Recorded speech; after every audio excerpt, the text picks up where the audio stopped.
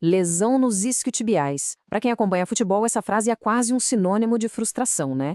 É uma daquelas lesões super comuns e que, pior, vivem acontecendo de novo. Mas por quê? Bom, o novo estudo parece ter encontrado uma pista surpreendente, e a resposta pode não estar só no cansaço, mas sim na idade do jogador. Vamos dar uma olhada nessa história. Para a gente começar, olha só para esse número, 24%. Parece bastante, né? E é. Um grande estudo da UEFA mostrou que quase um quarto de todas as lesões no futebol profissional masculino são nos isquiotibiais. É simplesmente a lesão sem contato número um do esporte. Então, a grande pergunta que tira o sono de muito preparador físico e cientista é: por que justamente essa lesão? E por que ela parece ter um timing perfeito para aparecer justo quando o cansaço aperta lá no finalzinho de cada tempo? Ok, antes da gente entrar de cabeça no estudo novo, vamos juntar as peças do quebra-cabeça que a gente já tem. O que já se sabe sobre esse problemão no futebol? Olha, os dados mostram um cenário bem preocupante. Além de serem super comuns, essas lesões têm 16% de chance de acontecer de novo com o mesmo atleta. E o mais bizarro, mesmo com toda a tecnologia de hoje, elas estão ficando mais frequentes. O principal suspeito sempre foi a fadiga, claro, já que elas acontecem no fim dos jogos. Mas a ciência começou a prestar atenção em outro fator: a idade. E foi exatamente para investigar essa conexão entre idade, cansaço e lesão que uns pesquisadores bolaram um experimento. A ideia era ver na prática o que de fato acontece com os músculos dos jogadores durante uma partida de verdade. A montagem do estudo foi bem direta. De um lado, um grupo com jogadores mais novos, com uma média de 20 anos de idade. Do outro, um grupo mais experiente, com média de 27. A missão era simples: botar os dois times para jogar e medir como os músculos de cada grupo iam responder ao esforço da partida. Mas, antes de ver os resultados, a gente precisa entender o que os cientistas estavam medindo. É a tal da força excêntrica. Imagina que o músculo posterior da coxa é tipo um freio. Quando um jogador dá um sprint e chuta a perna para frente, esse músculo precisa frear o movimento com muita força para controlar a perna. É exatamente nessa freada brusca que a lesão costuma acontecer. O método foi bem prático.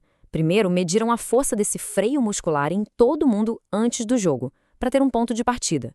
Aí, bola rolando no amistoso. E assim que o juiz apitou o final, antes mesmo do banho, fizeram os mesmíssimos testes de novo para ver o que a partida tinha feito com os músculos. E os resultados? Bom, é aqui que a história fica muito interessante. Porque o que os testes mostraram sobre a força dos músculos não batia nem um pouco com o que os jogadores diziam estar sentindo. Esse primeiro gráfico aqui mostra a mudança na força muscular, e a diferença é gritante. No grupo dos mais jovens, a força do tal freio muscular ficou praticamente a mesma depois do jogo. Já no grupo mais velho, a força despencou. O freio deles ficou comprovadamente mais fraco por causa do cansaço. Tá, peraí. Se os mais velhos perderam força, a lógica diz que eles sentiram mais dor, certo? Errado. E é aqui que o estudo vira o jogo.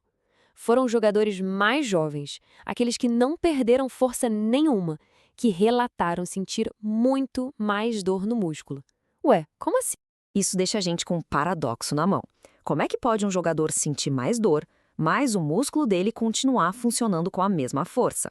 É aqui que a investigação fica ainda mais curiosa.